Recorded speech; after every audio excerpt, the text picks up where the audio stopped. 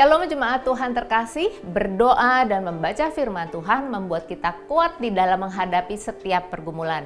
Bersama saya Elizabeth Bulan, berikut Bethel News pekan ini.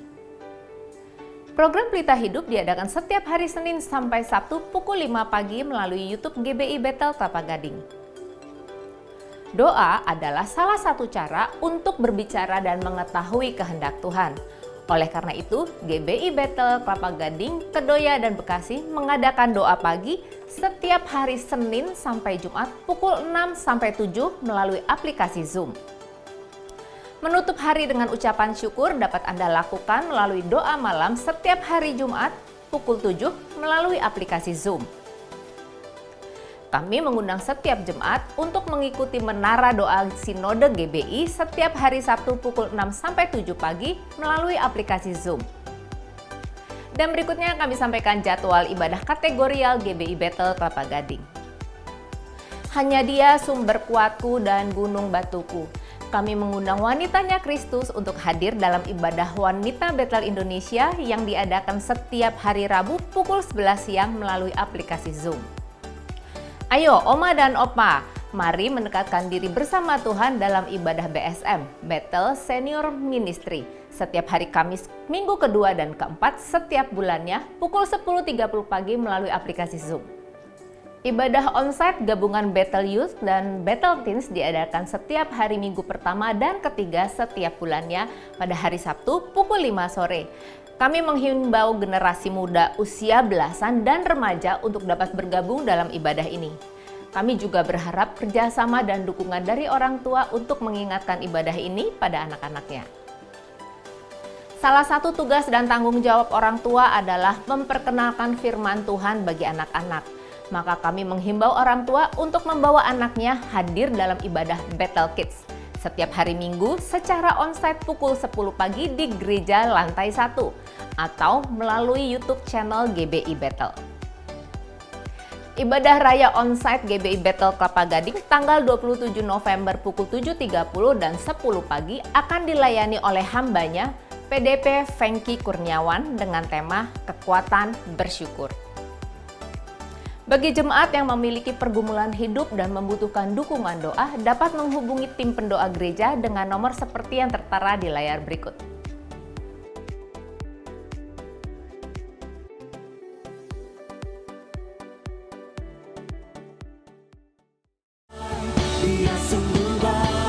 Mari memuji dan menyembah Tuhan bersama-sama dalam Worship Night yang diadakan pada Kamis 24 November jam 7 malam. Diadakan secara onsite di GBI Bethel Mekarwangi, Bandung dan live on YouTube channel GBI Bethel. Disertai renungan malam bersama PDN Jessica Elizabeth Abraham. Mari ajak saudara-saudara kita untuk mengikuti Worship Night ini. Kuasamu melewati badai. Dalam rangka menyambut hari Natal di bulan Desember yang akan datang, maka kami akan adakan kolekte khusus Natal di minggu kedua dan 3 November dan Desember. Bagi Bapak Ibu yang ingin memberikan secara tunai, dapat dimasukkan ke dalam amplop Natal warna merah atau hijau yang tersedia. Atau, jika Bapak Ibu ingin melalui transfer, silakan ditujukan ke rekening umum kami di BCA nomor rekening 413 3045 689 atas nama Gereja Bethel Indonesia dengan memberikan keterangan Natal. Demikian pemberitahuan kami ini, dan atas partisipasi Bapak Ibu sekalian, kami mengucapkan terima kasih. Tuhan Yesus memberkati.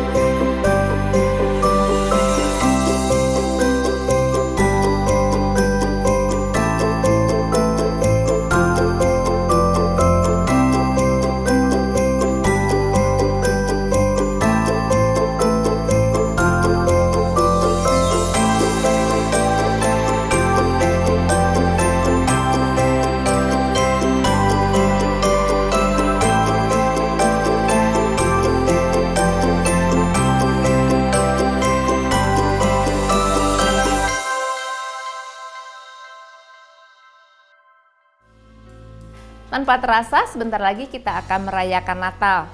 Kami informasikan kepada seluruh pengurus dan jemaat untuk dapat menghadiri ibadah spesial Natal GBI Bethel Kelapa Gading yang akan diadakan pada hari Rabu 14 Desember pukul 7 malam di tempat ini.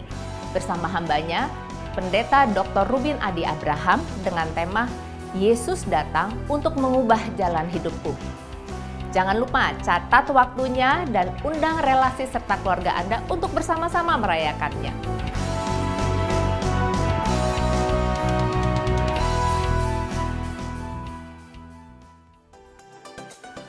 Demikian Bethel News pekan ini, selamat beraktivitas dan senantiasa menjaga kesehatan. Sampai jumpa, Tuhan Yesus memberkati. Shalom Bapak Ibu sekalian, senang sekali berjumpa Bapak Ibu, walaupun lewat layar seperti ini, tapi saya percaya Bapak Ibu sekalian dalam situasi yang bahagia dan penuh dengan berkat Tuhan, amin. Nah, sebelum kita akan memulai ibadah hari ini, mari persiapkan tempat duduk, mungkin air minum, mungkin pencahayaan yang paling nyaman untuk kita menikmati ibadah hari ini.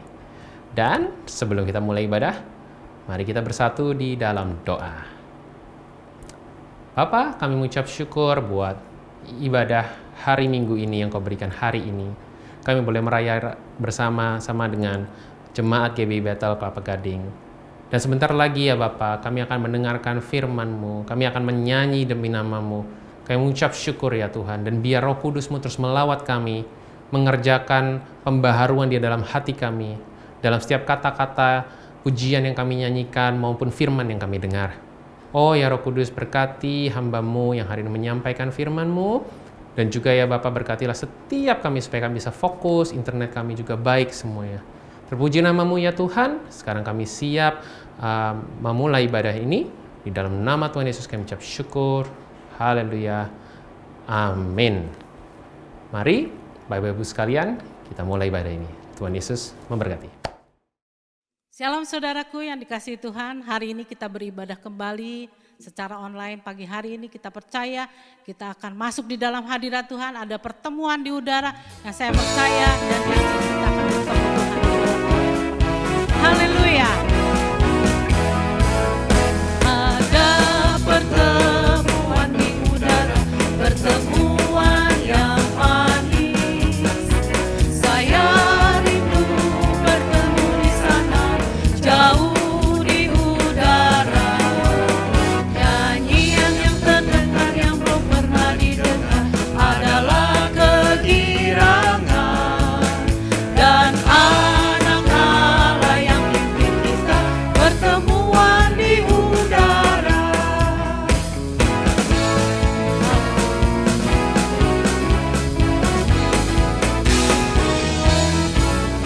Ada pertemuan di udara, pertemuan yang manis. Saya rindu bertemu di sana, jauh di udara. Nyanyian yang terdengar yang belum pernah didengar adalah kegirangan. Dan anak Allah yang pimpin kita, pertemuan di udara. Dan anak Allah yang pimpin kita, pertemuan di udara. Pertemuan di udara. Haleluya, kalau bunyi sangkakala, kita dipanggil, nama kita ada, dan kita akan masuk di dalam kerajaan yang kekal. Haleluya.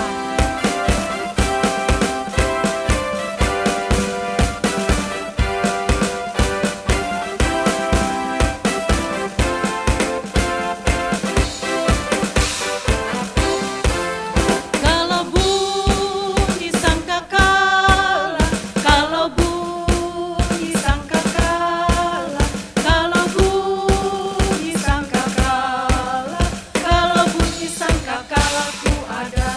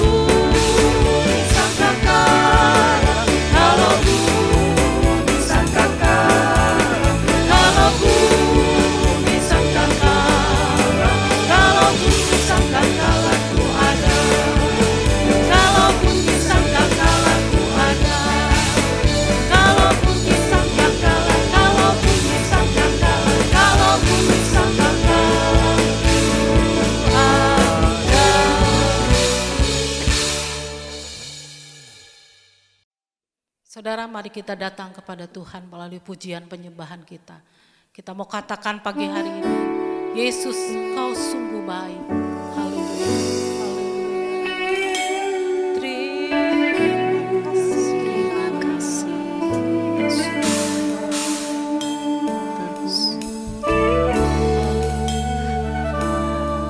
Mari tinggikan namanya.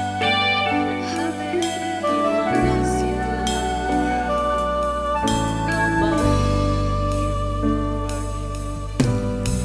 Yesus, Kau sungguh baik. Yesus, namamu indah. Yesus, ku cinta Kau selalu. Ku tinggikan, ku agungkan selamanya.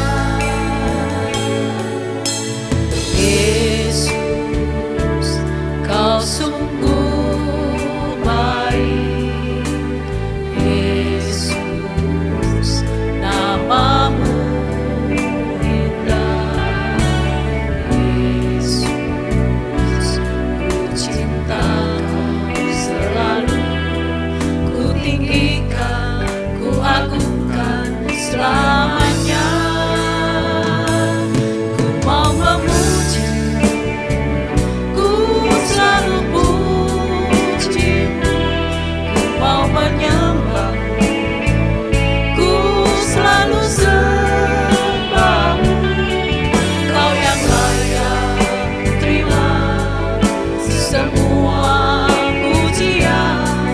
Kemuliaan hanya bagi Tuhan. Haleluya. Haleluya. Terima kasih Tuhan. Yesus, Kau sungguh baik. Yesus, namamu indah. Yesus, ku cinta Kau selalu. Ku tinggikan, ku agungkan selamanya. Ku mau memuji, ku selalu puji. Ku mau menyembah, ku selalu sembah. Kau yang layak terima semua pujian. Kemuliaan hanya bagi Tuhan. Mau memuji, ku selalu puji. Mau menyembah, ku selalu sembah. Kau yang layak terima semua pujian. Kemuliaan hanya bagi Tuhan. Kemuliaan hanya bagi Tuhan. Kemuliaan hanya bagi Tuhan.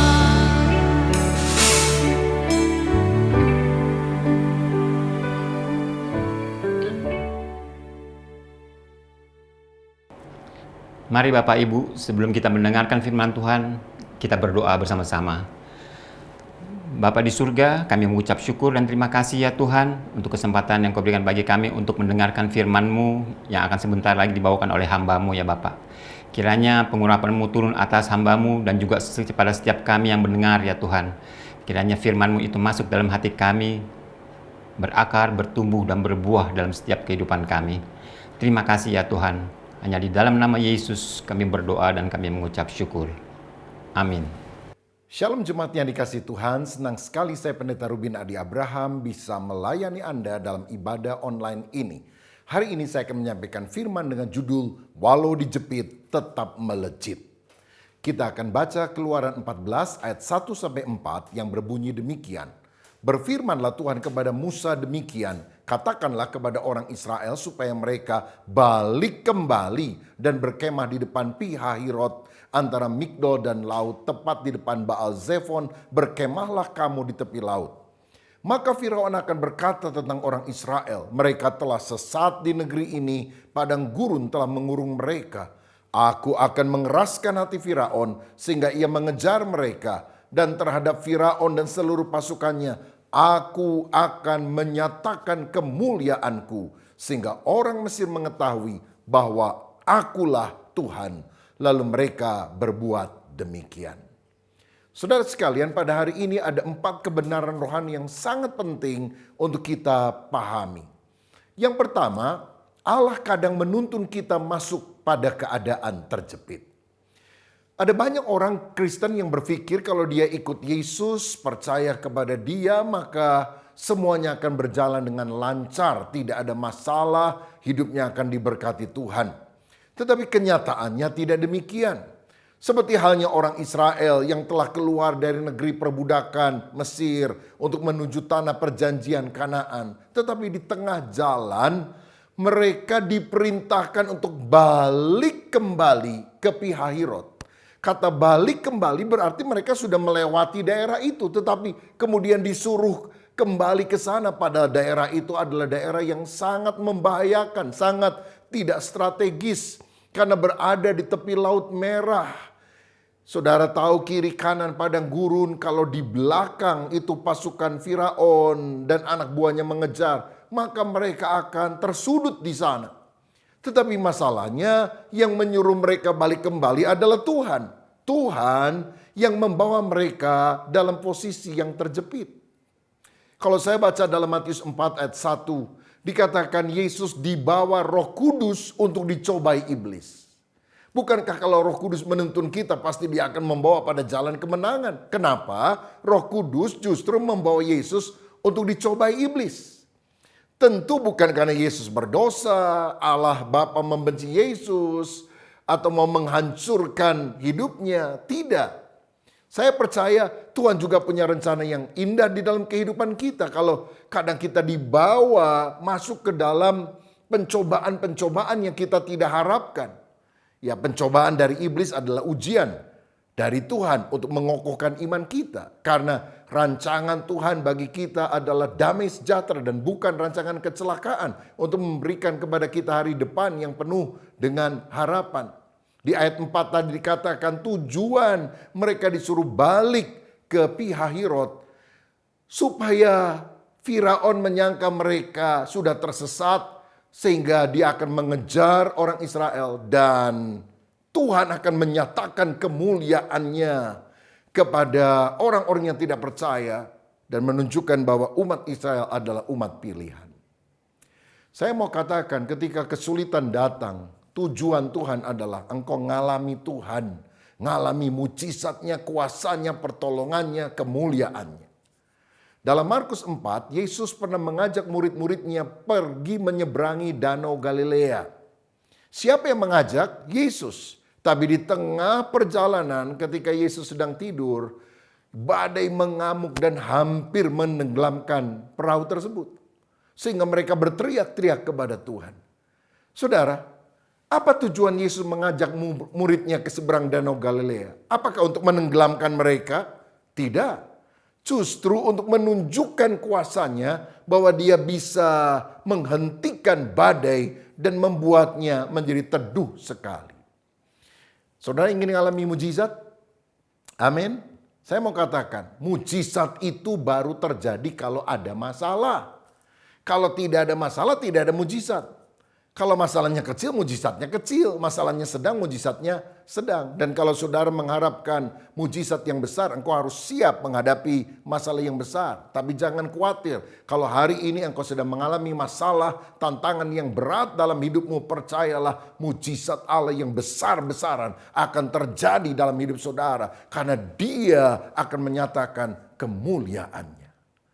Saudara, saya teringat satu kali ada seorang jenderal yang baru saja lepas dari tangkapan musuh yang hampir saja membunuh dia hingga mati.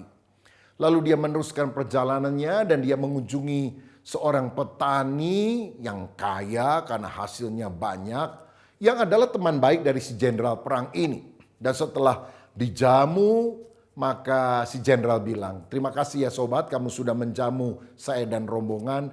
Kira-kira ada permintaan apa dari kamu kepada saya?" "Oh, saya nggak minta apa-apa, saya senang bisa menjamu Anda." Jenderal bilang, "Ayolah, kamu harus minta sesuatu dari saya." Petani pikir, minta apa ya? Udah gini aja dah. Saya kan dengar kamu ditangkap musuh dan hampir saja mati. Bisa nggak kamu ceritakan betapa takutnya waktu kamu hampir dihukum mati dan betapa leganya waktu kamu dibebaskan? Itu saja permintaan saya. Mendengar permintaan itu, wajah jenderal langsung merah. Dia gebrak meja. Dia bilang, "Kamu tahu itu pengalaman yang paling menakutkan, traumatis dalam hidup saya. Dan kamu tega-teganya minta saya menceritakan itu kepada kamu. Aduh, keterlaluan kamu. Hai pengawal, tangkap petani kurang ajar ini. Ikat di sebatang pohon. Dan aku akan beri aba-aba pada hitungan ketiga.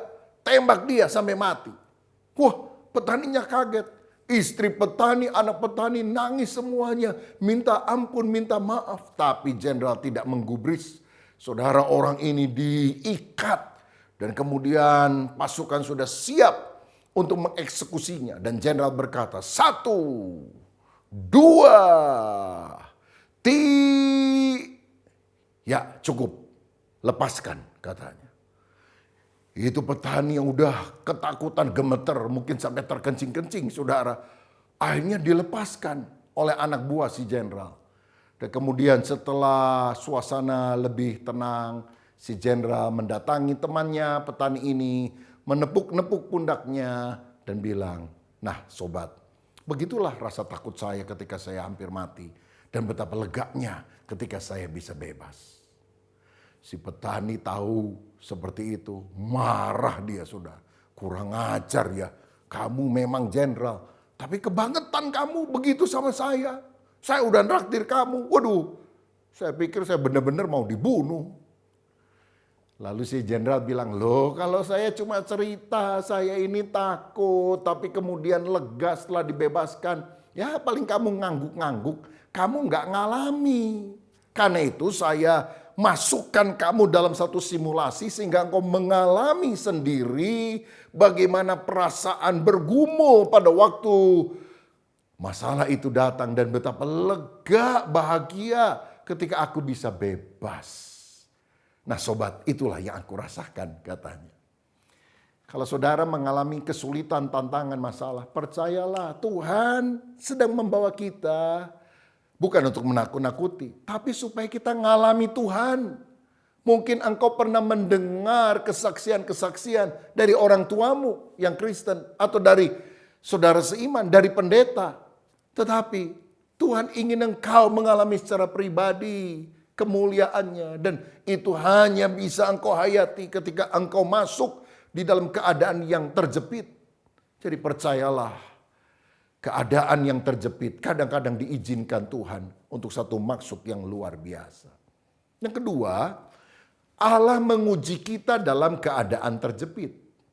Dalam Keluaran 14 ayat 5-9 dikatakan, ketika diberitahukan kepada Raja Mesir bahwa bangsa itu telah lari, maka berubahlah hati Firaun dan pegawai-pegawainya terhadap bangsa itu, dan berkatalah mereka, "Apakah yang telah kita perbuat ini bahwa kita membiarkan orang Israel pergi dari perbudakan kita?"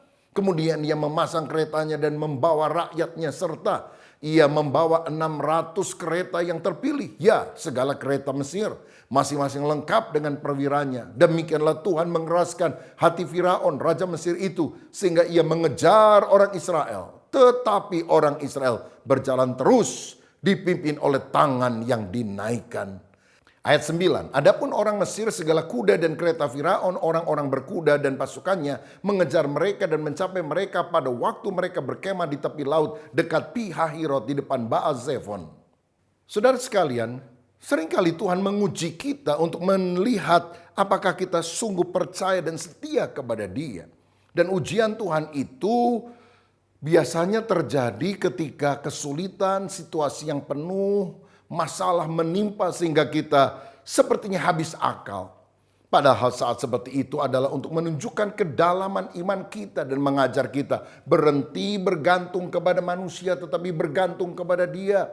Dan kalau kita sungguh mengandalkan Dia, kita akan naik kelas secara rohani. Kita akan melihat kuasa Tuhan. Kita akan lebih intim, dekat, dan sungguh-sungguh mengandalkan Dia. Dalam Ulangan 8 ayat 2 dikatakan, ingatlah kepada seluruh perjalanan yang kau lakukan atas kehendak Tuhan Allahmu di padang gurun selama 40 tahun ini dengan maksud merendahkan hatimu dan mencobai engkau untuk mengetahui apa yang ada dalam hatimu, yakni apakah engkau berpegang pada perintahnya atau tidak. Kesulitan adalah sebuah ujian, to test you dalam bahasa Inggris. Adalah sebuah tes untuk kita naik kelas. Setan berusaha menjatuhkan kita, tetapi Tuhan justru ingin mengangkat kita. Sehingga kita menjadi orang beriman yang penuh dengan kualitas unggul. Dalam Kejadian 22, Abraham diuji oleh Tuhan. Dia disuruh untuk mempersembahkan anaknya, yaitu Ishak sebagai korban bakaran di Bukit Moria. Tentu hati Abraham hancur, tapi dia tetap taat akan perintah Tuhan. Dan pada detik-detik terakhir sebelum Abraham membunuh Ishak, Tuhan berkata, cukup Abraham, jangan kau bunuh anakmu. Aku telah menyediakan seekor domba sebagai pengganti. Kenapa Tuhan izinkan ini terjadi? Hanya untuk membuktikan bahwa Abraham lebih mencintai Tuhan daripada pemberiannya, daripada anaknya, daripada segala yang lain. Apakah Tuhan segala-galanya dalam hidup kita lebih penting dari semua yang ada? Biasanya kalau semuanya lancar, baik-baik, ya kita happy-happy saja. Asli kita nggak muncul. Tapi ketika kesulitan datang, asli kita itu akan timbul. Oh, ada orang kalau semuanya baik, oh mereka rajin pelayanan di gereja. Tapi kalau udah tersinggung sama pelayan Tuhan, apalagi tersinggung sama hamba Tuhan, pindah gereja. Saudara-saudara, kalau misalnya kita naik kapal pesiar yang mewah, lalu bisa makan kapan saja, dan kita ikut kapal pesiar itu dengan beberapa keluarga, orang-orang yang kita kenal, dan waktu kita misalnya mau ambil makanan, teman kita bisa bilang, udah kamu duluan, gak apa-apa, saya belakangan. Bahkan mereka mengambilkan piring supaya kita maju duluan. Iya kalau kapalnya lagi tenang. Tapi kalau kapal hampir karam, saudara, lalu orang dipersilahkan mengambil sekoci atau pelampung supaya mereka bisa naik ke sekoci. Saya rasa nggak ada tuh orang yang bilang, nggak apa-apa kamu duluan aja, saya belakangan. Wow, semuanya akan lari saudara. Saling tarik menarik, jambak menjambak barangkali. Supaya mereka yang bisa dapat pelampung untuk bisa naik sekoci duluan. Aslinya kita itu kan kelihatan waktu kesulitan datang. Padahal kesulitan seringkali merupakan proses Tuhan untuk memurnikan kita. Seperti dalam Ayub 23 ayat 10, Ayub berkata, karena ia tahu jalan hidupku, seandainya ia menguji aku akan timbul seperti emas. Ayub menyembah Tuhan bersama dengan keluarga ketika semuanya diberkati. Sampai setan bilang, coba kalau seluruh hartanya habis, dia sakit, apa dia masih memuja Engkau Tuhan? Kamu kan menyogok dia dengan berkat, maka dia setia kepadamu. Tuhan bilang, aku percaya bahwa Ayub menyembah aku bukan karena diberkati, tapi karena dia mencintai aku.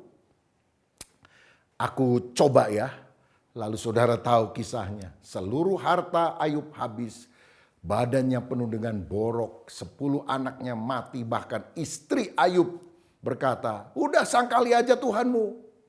Tetapi Ayub dalam situasi semacam itu tidak menuduh Allah yang berbuat yang kurang patut. Dia tetap memuji Tuhan. Dia tetap memuliakan nama Tuhan.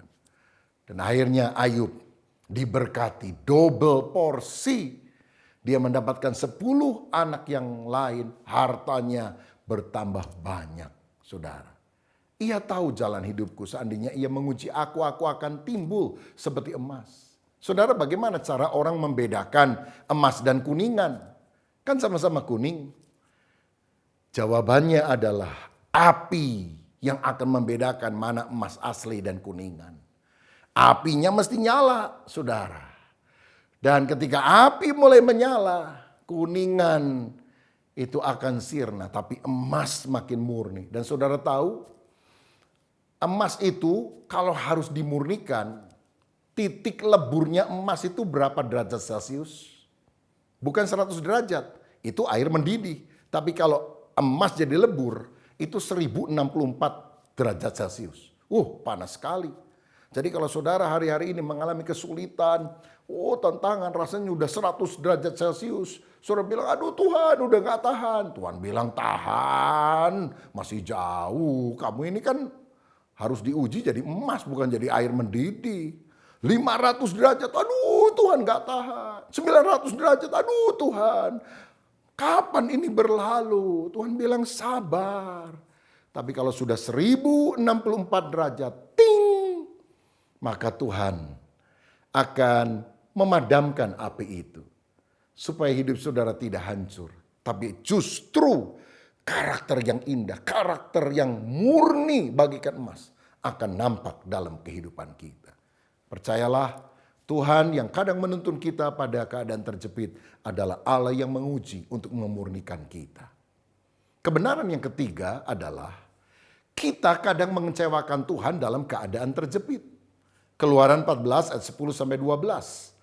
Ketika Firaun telah dekat, orang Israel menoleh, maka tampaklah orang Mesir bergerak menyusul mereka. Lalu sangat ketakutanlah orang Israel dan mereka berseru-seru kepada Tuhan. Dan mereka berkata kepada Musa, apakah karena tidak ada kuburan di Mesir, maka engkau membawa kami untuk mati di padang gurun ini? Apakah yang kau perbuat ini terhadap kami dengan membawa kami keluar dari Mesir? Bukankah ini telah kami katakan kepadamu di Mesir?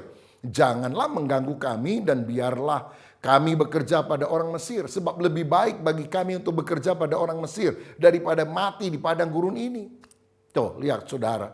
Ketika orang Israel mengalami kesulitan, mereka justru meragukan Tuhan. Bagaimana sikap kita mengecewakan Tuhan ketika masalah datang? Yang pertama dengan ketidakpercayaan kita. Ayat 10 dikatakan orang Israel ketakutan. Kenapa mereka takut? Karena mereka lupakan kebaikan Tuhan. Gagal melihat tangan Tuhan yang bekerja. Karena mereka lebih memusatkan perhatian pada masalah yang dihadapi. Bukan pada janji Tuhan yang akan membawa mereka pada the promised land, tanah perjanjian. Mestinya kan mereka ingat ada 10 tulah yang ditimpakan kepada orang Mesir. Tapi mereka luput. Orang Israel tidak kena kepada tulah itu. Tulah itu menjadi penghukuman bagi orang yang tidak percaya. Tapi perlindungan Tuhan atas mereka. Loh, kalau Tuhan sudah melindungi mereka 10 kali minimal. Dan sekarang mereka dikejar oleh Firaun. Bukankah mereka seharusnya percaya? Tuhan yang melindungi saya waktu lalu akan melindungi saya hari ini. Dan Tuhan yang melindungi saya hari ini akan melindungi saya terus sampai selama-lamanya. Tapi ketika mereka ketakutan itu menunjukkan tidak ada iman. Saudaraku, kalau engkau pernah ditolong Tuhan pada masa lalu, jangan lupakan kasih dan kebaikannya. Ingat kasihnya, ingat kebaikannya.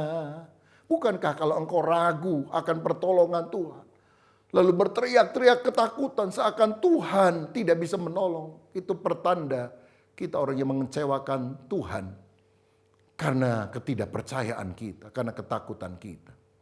Yang kedua, kita kadang mengecewakan Tuhan dengan keluhan kita. Itu yang dikatakan ayat 11 sampai 12. Musa, ngapain kita dibawa ke padang gurun untuk mati di sini? Apa kurang kuburan di Mesir? Mendingan kita balik ke Mesir daripada seperti ini. Loh, saudara, mereka dulu nangis-nangis ingin dikeluarkan Tuhan dari Mesir. Sekarang sudah keluar dari Mesir, ingin balik lagi ke Mesir. Memang banyak manusia nggak pernah merasa puas dengan apa yang ada. Nah, kenapa banyak orang suka mengeluh, mengomel? Karena mereka lebih mencari berkatnya, pemberiannya daripada sang pemberinya. Sampai hari ini ada banyak orang yang cari Yesus untuk keuntungan pribadi. Karena mereka ingin memperalat Yesus. Percaya Yesus nanti jadi kaya, rumahnya jadi besar, mobilnya tambah bagus. Dan kalau mereka tidak mendapatkan hal itu, mereka akan mengomel. Mereka akan mengutuki Tuhan. Seakan-akan Tuhan tidak bisa memenuhi segala keinginan hatinya akan kenyamanan, akan kenikmatan. Saudara-saudara, ingatlah Ayub. Ketika kesulitan datang, dia tidak mengeluh karena mengeluh membuat ketabahan menjadi hilang. Tetapi ketika dia bersyukur kepada Tuhan, dia mendapatkan berkat 2 kali lipat ganda. Saya pernah ingat satu cerita, ada seorang raja yang ingin memberkati rakyatnya, lalu tengah malam dia datang pelan-pelan, sembunyi-sembunyi, lalu dia menggali sebuah tanah yang biasanya dilalui oleh orang-orang, karena orang-orang jalan di jalan itu, lalu dia menaruh satu bungkusan berisi uang yang banyak dan perhiasan yang banyak juga. Lalu dia gelindingkan batu yang besar untuk menutup bungkusan itu. Keesokan harinya ketika rakyat jalan di jalan yang biasa, mereka bingung siapa ya yang menaruh batu besar ini. Oh, semuanya mengomel, menggerutu. Sampai seorang pemuda bilang, kalau kita ngomel terus, jalan ini nggak bisa dilalui karena ada batunya yang gede banget. Ayo kita dorong sama-sama. Nggak ada yang mau tolong. Malah orang bilang, jangan-jangan kamu ya yang tadi malam menggelindingkan batu ini. Akhirnya pemuda ini dengan susah payah harus mendorong batu tersebut. Dan ketika batu itu mulai bergeser, menggelinding, dia melihat ada bungkusan. Dan waktu dia buka, uang yang banyak, perhiasan yang banyak, dan ada surat. Siapa yang menemukan ini? Terimalah, ini hadiah dariku. Dan ada tanda tangan raja.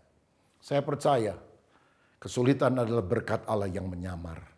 Kalau kita sungguh-sungguh percaya dan bersyukur di balik segala tantangan, engkau akan melihat berkat ilahi mengalir limpah secara jasmani dan terutama secara rohani. Kemuliaan Allah yang luar biasa dinyatakan. Haleluya. Dan yang terakhir, yang keempat, Allah mau menolong kita keluar dari keadaan terjepit. Sehingga dari terjepit, akhirnya kita melejit lebih tinggi lagi.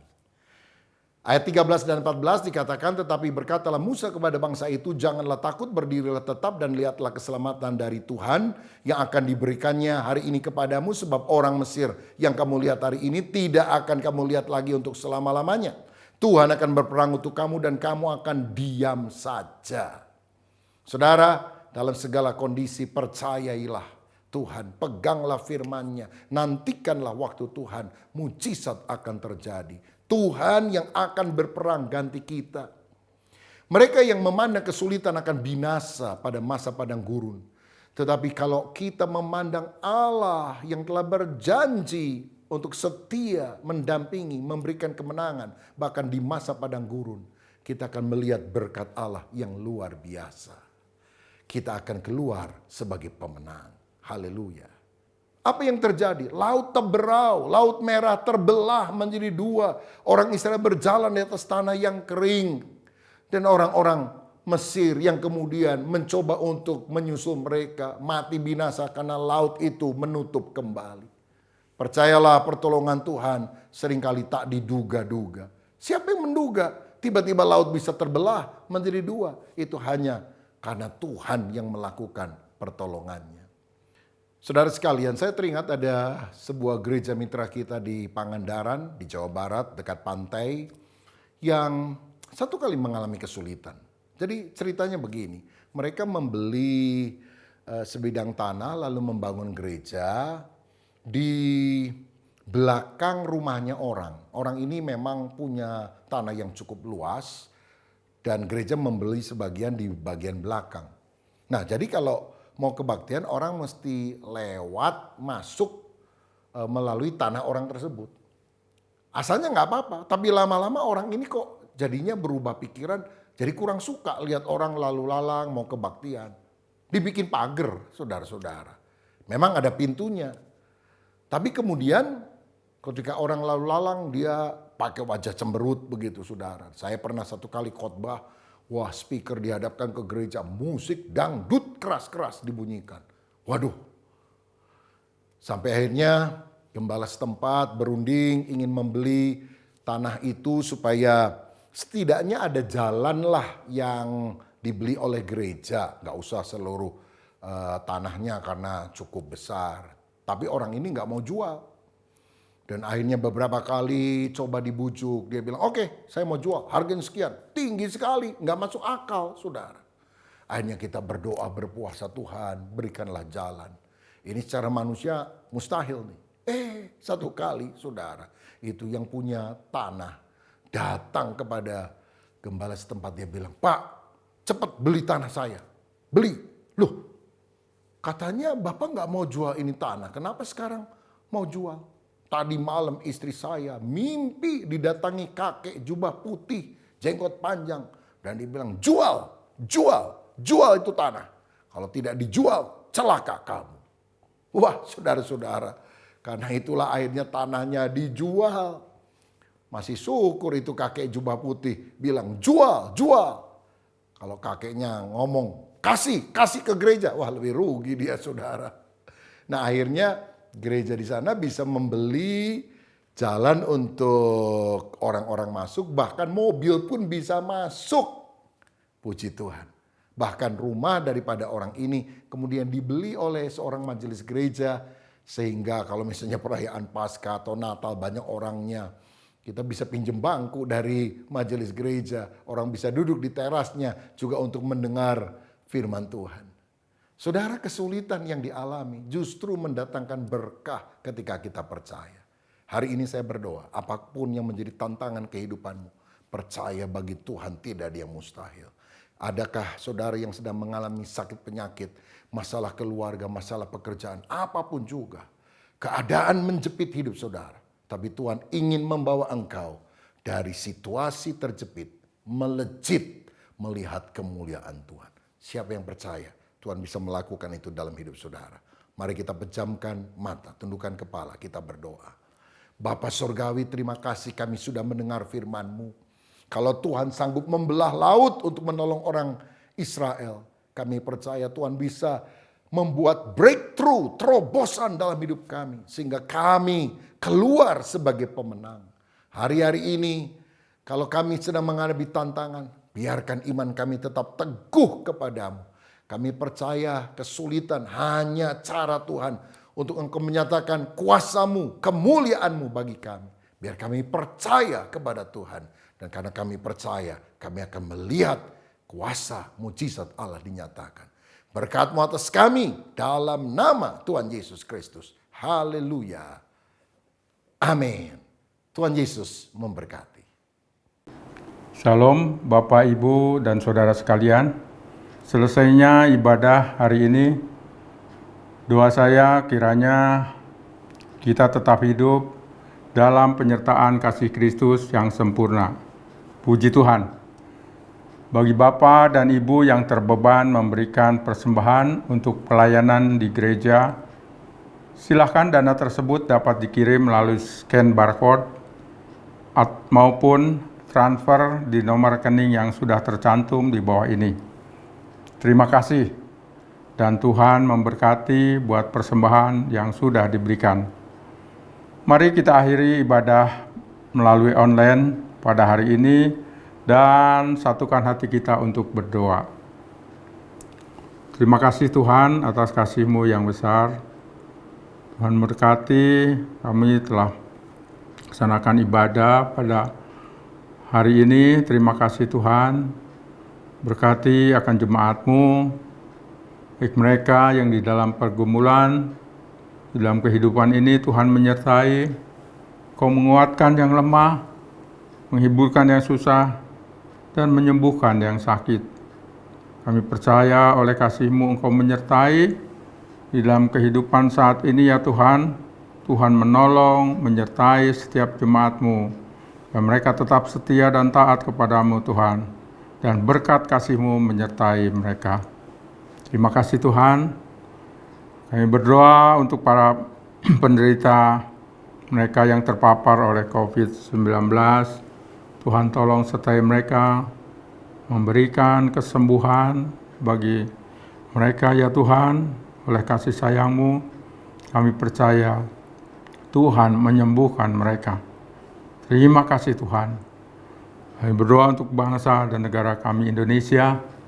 Kiranya Tuhan menyertai bangsa Indonesia ini supaya kami sekalian, ya Tuhan, selalu keadaan damai, rukun, dan kami percaya dalam hidup sejahtera, karena penyertaan-Mu dan kasih-Mu bagi bangsa Indonesia ini.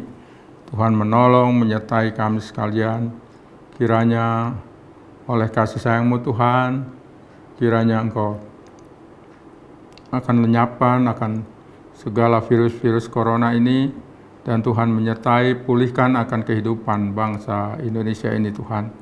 Terima kasih Tuhan, Engkau memberikan akan pemerintah, bangsa kami, bangsa Indonesia, Tuhan tolong sertai, diberikan hikmat, bijaksana ya Tuhan, dalam mengatasi semua pandemi ini, semua kehidupan yang ada di bagi bangsa Indonesia ini. Tuhan, kami berdoa juga untuk tim gembala, Tuhan tolong oleh kasih sayang-Mu, sertai mereka dalam kesehatan mereka, dalam kehidupan mereka, dan pertolongan-Mu selalu menyertai bagi Bapak Julius Ishak Abraham, Bapak Ruben Adi Abraham, Pak Suwito Hartanto. Kami percaya Tuhan menyertai selalu. Saudara-saudara, mari kita angkat tangan kita dan arahkan hati kita kepada Tuhan. Terimalah berkat, anugerah, dan kasih daripada Allah Bapa, kasih sayang dari Tuhan Yesus Kristus, penyertaan dan penghiburan dari Roh Kudus yang menyertai kita sekalian sejak saat ini sampai kedatangan Tuhan yang kedua kali dan bahkan sampai selama-lamanya. Mari semua kita yang percaya katakan amin.